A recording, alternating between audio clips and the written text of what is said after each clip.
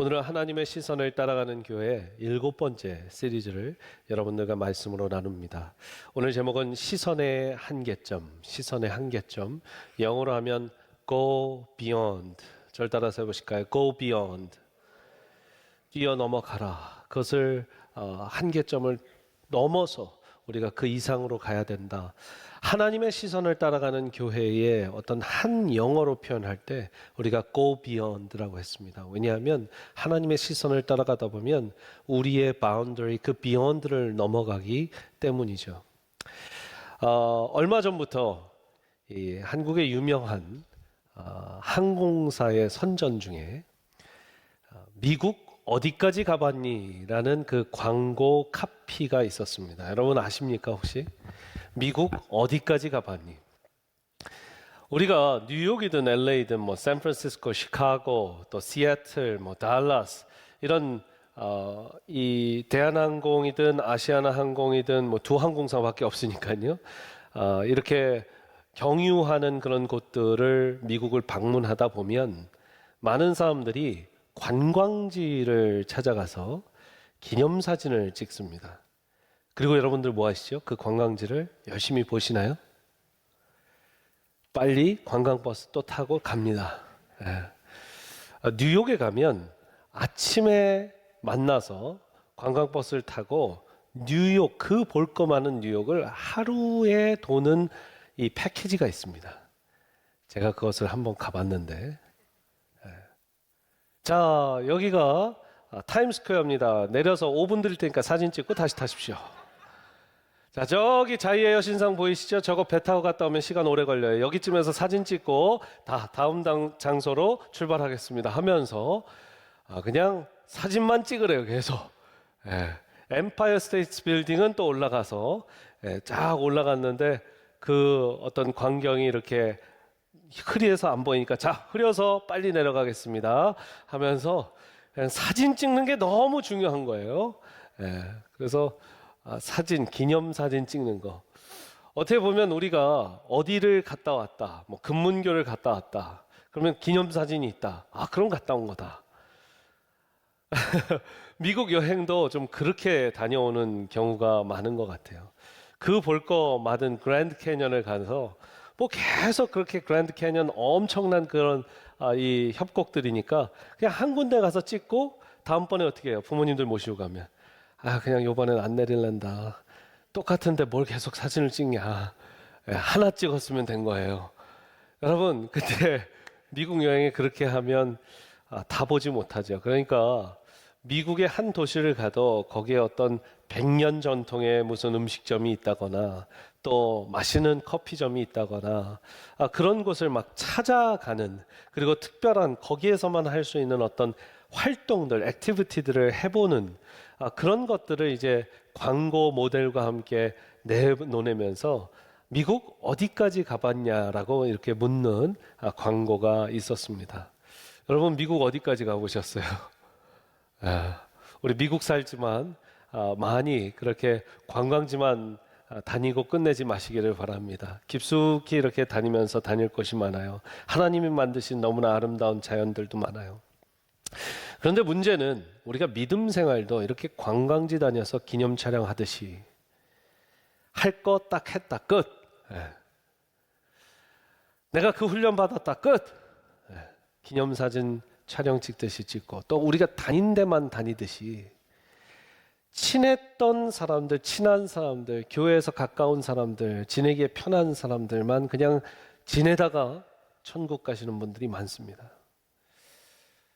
우리의 신앙생활이 딱 그 안에 한정돼 있는 거예요. 제가 생각해 보니까요, 내 가족 또는 내 가족의 친한 가족들, 내 직장 또는 내 직장의 동료들, 또 내 자녀 또는 내 자녀의 친구들, 또 친구들의 그 부모님들, 또 교회 안에서도 내 교회 또는 내 교회가 속한 그 교단, 내 소그룹, 이 목장이죠. 이 목장 안에서의 구성원들, 또 구성원들의 가족들, 거의 이 안에 우리의 모든 인간관계가 들어가 있다고 해도 과언이 아닙니다. 그것을 저는 내 시선의 한계라고 불러봤습니다. 같이 한번 따라해 볼까요? 내 시선의 한계. 우리의 시선과 시야가 거기까지 한계, 리밋으로 정해져 있기 때문에 그 이상을 볼 수 없고 만날 수 없다라는 것이죠. 그런데 성경을 보면, 또 우리가 신앙 가운데 존경하는 선배들을 보면 이 시선의 한계를 뛰어넘은 사람들이 우리가 참 본받고 존경할 만한 신앙의 인물이다라는 것을 볼 수 있습니다. 그래서 내 한계, 내 이 시선의 한계에 다다르는 노력, 그 다다르는 노력을 할 때에 바로 한계가 없으신 하나님의 시선이 시작된다라는 엄청난 진리를 깨닫게 되는 것이죠. 우리 같이 한번 읽어보겠습니다. 오늘 설교의 가장 중요한 메인 포인트입니다. 같이 한번 읽어볼까요? 시작. 우리 시선의 한계점에 다다를 때 한계가 없으신 하나님의 시선이 시작됩니다. 아멘이십니까? 아멘이십니까? 오늘 본문 가운데서는 이 시야의 시선의 한계에 다다라서 하나님의 시선, 한계가 없으신 하나님의 시선을 보기 시작한 두 인물이 나옵니다. 베드로와 고넬료라는 인물이죠. 이 두 인물이 어떻게 해서 이 한계의 시선의 한계를 뛰어넘을 수 있었는가? 먼저 하나님을 보는 데에서부터 시작이 됩니다. 저는 계속해서 시선을 중심으로 하나님의 말씀을 계속 묵상하고 여러분들과 나누고 있는데, 여러분 오늘 말씀 10장 3절 4절 말씀 한번 같이 보시겠습니다.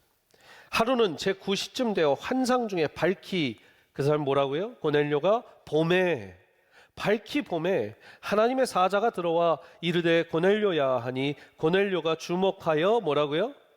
보고 두려워 이르되 주여 무슨 일이니까? 천사가 이르되 너의 기도와 구제가 하나님 앞에 상달되어 기억하신 바가 되었다. 2절 말씀에 그가 경건하여 온 집안과 더불어 하나님을 경외하며 백성을 많이 구제하고 하나님께 항상 기도했다라고 얘기했습니다. 하나님께 항상 기도했다. 이것은 정확하게 알 수 있지만 여기 가장 참 중요한 표현이 나오는데, 하나님을 경외하며 He feared God이라고 되어 있어요. 여러분 성경을 보면 God fear, 이 하나님을 경외하는 자, 그는 하나님을 경외하는 자더라 라는 표현이 굉장히 많이 나옵니다. 그 표현은 언제 때만 쓰냐면 이방인인데 이스라엘의 하나님을 믿기는 믿되 할례를 하지도 않았고 유대인이 되지도 않았고 어찌됐든 이방인의 그 이방인임은 그대로 유지한 채 이 이스라엘의 하나님을 믿기 시작한 사람들을 바로 God fear, 하나님을 경외하는 자라고 성경에 표현하고 있습니다. 그러니까 다시 종합해 보면 이 Italian cohort, 이 이태리의 로마 군대를 이끄는 이 고넬료라는 사람이 백부장인데 하나님을 믿는 이방인이었다라는 것을 우리는 알 수 있죠.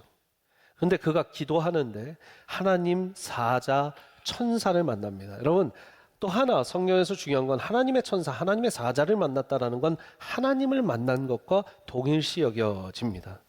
아브라함에게 이 세 명의 천사들이 찾아올 때 우리는 뭐라고 하냐면 하나님이 찾아왔다라고 얘기하고, 야곱이 이 하나님의 천사와 야복강에서 씨름을 할 때 하나님과 씨름을 하였다라고 표현합니다.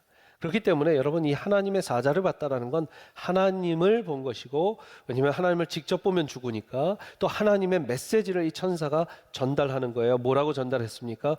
가서 베드로라 하는 사람을 청하라. 너의 기도가 상달되었다라고 얘기합니다. 그런데 그때 그 베드로는 가만히 있었던 게 아니라 또 기도를 하고 있었습니다. 아까 오늘 본문에 읽었듯이 지붕에 올라가서 기도를 했던 베드로예요. 여러분 기도를 하고 있던 고넬료가 기도를 하고 있던 베드로를 만나는 사건이 오늘의 이야기입니다. 여기서 참 중요한 영적인 교훈은요, 기도하는 사람들에게 하나님은 기도하는 사람을 붙이신다라는 거예요. 할렐루야.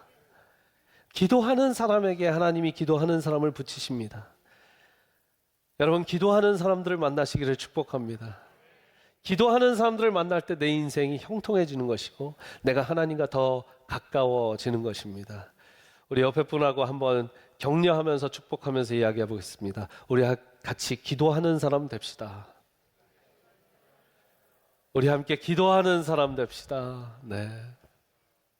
여러분 기도하는 사람이 하나님께서 만나게 하시는 줄 믿습니다. 이 환상 가운데 보는 것, 이 고넬료는 천사를 보았고, 또 베드로는 무엇을 보았습니까? 이 짐승들, 네 다리 달린 그 모든 동물들, 또 하늘에 나는 새들이 보자기와 같은 큰 그릇에 하늘에서 내려오는데 하나님께서 말씀하십니다. 베드로야, 먹어라. 베드로가 뭐라고 합니까? 부정해서 먹지 않겠습니다. 정확하게 보면 주여 그럴 수 없나이다 얘기합니다. 여러분, 하나님께서 또 먹으라. 주여 그럴 수 없나이다. 하나님 말씀하시죠. 내가 깨끗하게 한 것을, 내가 정케한 것을 부정하다 하지 말라. 그 일이 몇 번 있었냐면 3번 있었다고요. 몇 번 있었대요? 3번 있었다는 거예요. 여러분, 베드로는 웬만해서 말을 듣지 않기 때문에 하나님이 3번 그 환상을 보여주시고 얘기하시고, 보여주시고 얘기하시고. 여러분, 우리가 무엇을 보느냐에 따라 미래가 바뀝니다. 고넬료가 하나님의 사자를 보고 그의 미래가 바뀌었어요. 미래만 바뀐 게 아니라 그의 영생이 바뀌었습니다. 고넬료가 이 사건으로 인해서 베드로를 청하고 베드로에게 말씀을 듣고 복음을 전해 다 받고, 이 고넬료와 고넬료 모든 친척, 일가 친척들, 친구들이 다 예수 믿는 영생을 누리는, 여러분, 그러니까 뭘 보느냐에 따라서 기도하면서 하나님의 환상을 보는 자는 영생이 바뀔 줄 믿습니다. 우리가 뭘 보느냐에 따라서 인생이 바뀌고 영생이 바뀌는 것이죠. 무엇을 보느냐가 우리의 미래를 결정합니다. 여러분, 이런 환상과 하나님이 보여주시는 이런 꿈들은 환상과 꿈에서만 보여지는 게 아니라 우리의 실제적인 생활 가운데 무엇을 보느냐와 굉장히 모든 것이 연결되어 있어요. 영과 육이 따로 가는 것이 아닙니다. 영과 육은 모두 하나님께 속해 있어야 돼요. 제가 요즘 너무 놀라는 게요, 좀비 영화, 좀비 드라마가 왜 이렇게 많은지 모르겠어요. 분명히 뭐 몇 달 전에 뭐 좀비 드라마가 뭐 나와서 유행을 했다 막 이렇게 신문에 나왔는데, 또 무슨 또 좀비 드라마가 그러면서 뭐라고 하는지 아십니까? K 드라마, K 한류 열풍이 아니라 요즘엔 뭐라고 해요? K 좀비래요. 우리가 좀비로 유명해진 나라가 됐습니다. 특수 분장이나 이런 걸 너무 잘한다라는 거죠. 여러분, 좀비 영화, 귀신 영화 많이 보면 밤에 무슨 꿈 꾸는지 아십니까? 귀신 꿈 꿉니다. 옛날 우리 어르신들이 뭐라고 했어요? 너 그런 거 무서운 거 보다가 밤에 오줌 싼다, 지도 그린다. 왜요? 뭘 보느냐에 따라 우리의 꿈이 바뀌고 우리의 환상이 바뀌는 거예요. 음란문이라 야한 동영상 많이 본 사람은 밤에 무슨 꿈 꿀까요? 야한 꿈 꿉니다. 안 좋은 꿈 꾸는 거예요. 여러분, 우리가 뭘 보느냐에 따라서 우리의 꿈이 바뀌고 환상이 바뀌는 줄 믿습니다. 그러면 뭘 봐야 합니까? 우리 주님을 봐야 되고 주님의 말씀을 봐야 하는 줄 믿습니다. 10장 33절 한번 사도행전 보시면, 내가 곧 당신에게, 이 고넬료의 모습이에요. 내가 곧 당신에게 사람을 보내었다. I sent for you immediately. 즉시 보냈다라고 돼 있어요. immediately. 곧 보냈다. 바로 순종했던 고넬료를 볼 수 있고요. 여러분, 거기에서 그치지 않고 그 부하들을 보내서 베드로를 데려올 동안, 그 짧은 시간 동안, 하루 이틀 되는 짧은 시간 동안 이 고넬료가 했던 것은 무엇이냐면 24절 말씀 보십시오. 이튿날 가이사랴에 들어가니 고넬료가 그의 친척과 가까운 친구들을 모아 기다렸다. 여러분, 그 짧은 시간에 자기의 친구들과 친척들을 다 모아 놓은 거예요. 고넬료는 백부장이었고 이 간부급 군인이었고요, 존경받는 사람이었습니다. 가족에게도 또 친구들에게도, 여러분, 이렇게 짧은 시기에 모여라 해서 모일 수 있는 사람은 존경을 받는 사람이에요. 근데 그랬던 그 고넬료가 베드로가 오니까 어떻게 하는지 한번 보십시오. 10장 24절부터 25절에 이튿날 가이사랴에 들어가니 고넬료가 그의 친척 가까운 친구들 다 모아 기다리고, 마침 베드로가 들어올 때에, 시작, 고넬료가 맞아 발 앞에 엎드려 절하니. 참 고넬료의 모습이 겸손한 거 보이시죠? 여러분, 로마 군인이 유대인에게 그러지 않아도 됩니다. 옛날로 치면, 우리나라의 역사로 치면 일본군 순사 중에 여러분, 일본군의 고위 간부 일본 군인이 이 조선의 한 사람에게 엎드려 절을 하는 거 상상이 되십니까? 그런 일이 지금 일어난 것이죠.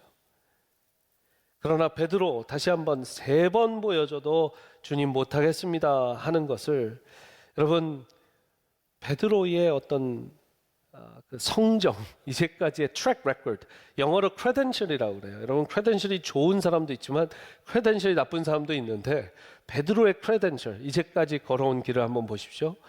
예수님이 내가 죽고 3일 만에 부활하여 다시 살지라, 제자들에게 처음 예수님이 십자가 이후의 사건을, 부활을 이야기하는데 그때 뭐라고 하는지 한번 말씀을 통해서 보시면, 네, 마태복음 16장 32절 33절 보여주세요. 22절 노란 글씨만 시작. 주여 그리 마옵소서. 이게 베드로의 답이에요. 주여 그리 하지 마옵소서. 예수님을 막아서는 거죠. 예수님이 요한복음 13장에 너의 발을 닦겠다 하니까, 주여 주께서 내 발을 씻으시니까 내 발을 뭐라 그래요? 절대로 씻지 못하시리이다. 또 예수님을 막아버려요. 마태복음 26장에 너 3번 부인할 거다 얘기하니까 뭐라고 하는지 한번 노란 글씨만 같이 읽어볼까요? 시작. 모두 주를 버릴지라도 나는 결코 버리지 않겠나이다. 내가 주와 함께 죽을지언정 주를 부인하지 않겠나이다. 그런데 오늘 뭐라고 합니까? 저거 잡아먹어라. 주여 내가 결코 그럴 수 없나이다. 여러분, 이게 굉장히 어울리지 않는 단어의 조합입니다. 주여 그럴 수 없나이다. 주여 그리하지 마옵소서. 주여 불렀으면 하겠습니다 하는 거죠.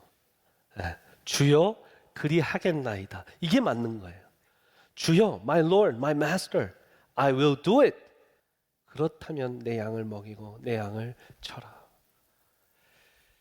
그렇지만 우리는 또 넘어집니다. 사도행전 10장에 와서 지금 이 일이 일어났으니까요. 예수님이 교회를 맡기신 후에, 양을 맡기신 후에 일어난 일이잖아요. 언제든 우리는 중직자로서, 목회자로서, 신학생으로서도 넘어질 수 있습니다. 나를 믿고 내 의를 믿으면 그럴 수밖에 없다라는 것이죠.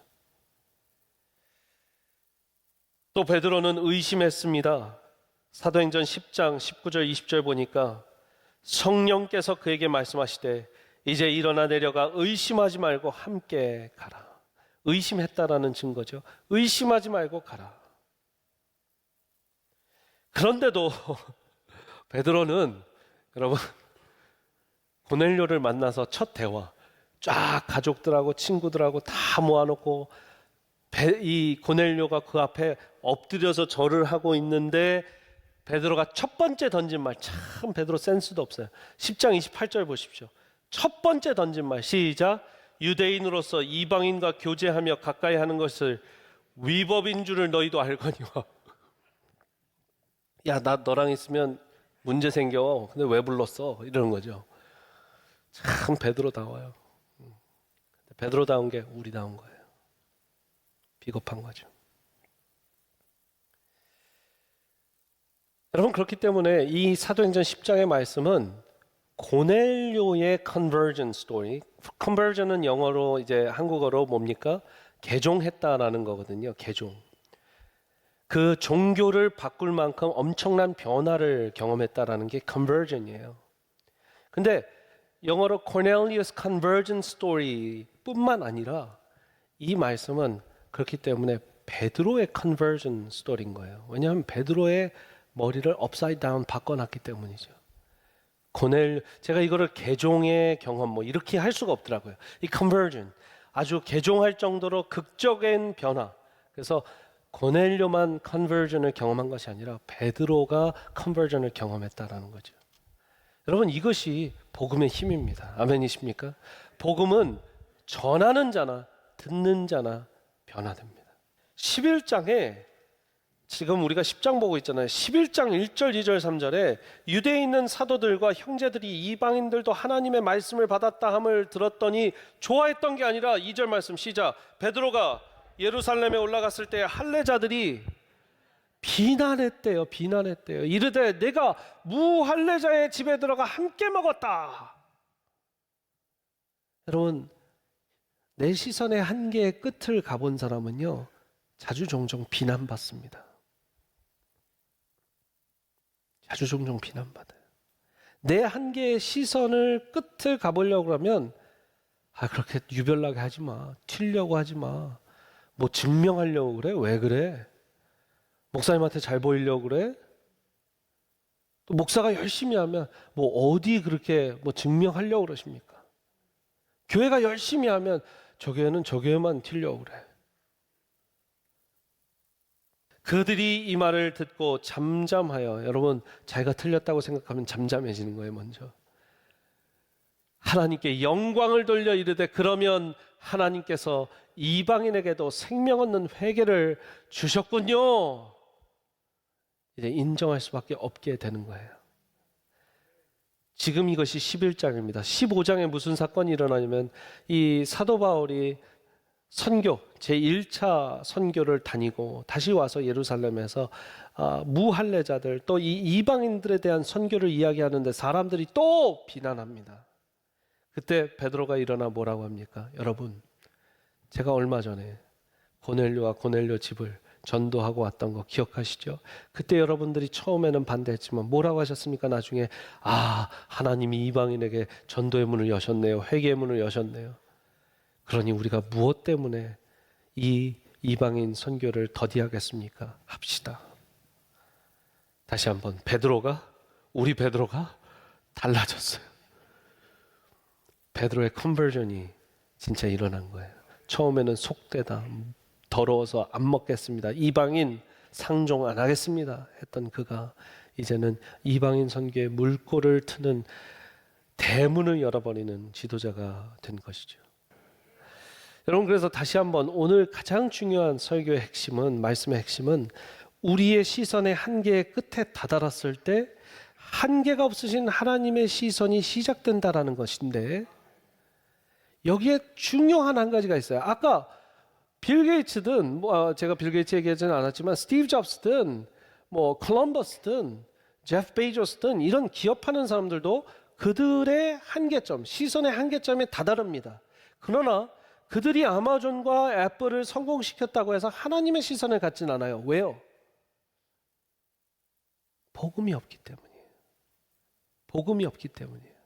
그런데 자 보십시오. 우리의 시선의 한계점에 다다를 때 복음이 있어서 복음으로 인한다면 한계가 없으신 하나님의 시선을 체험하고 경험하고 보실 수 있다는 거죠. 누구처럼? 베드로처럼, 누구처럼? 고넬료처럼.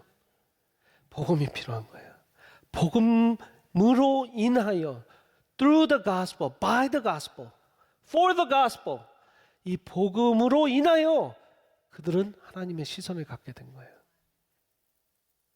조금 더 정확하게 얘기하자면, 여러분, 베드로와 이 고넬료를 여러분과 제가 예수 믿게 하려고 이렇게까지 만들어 놓으셨다라고 한다면 복음 때문에고요. 복음 때문에.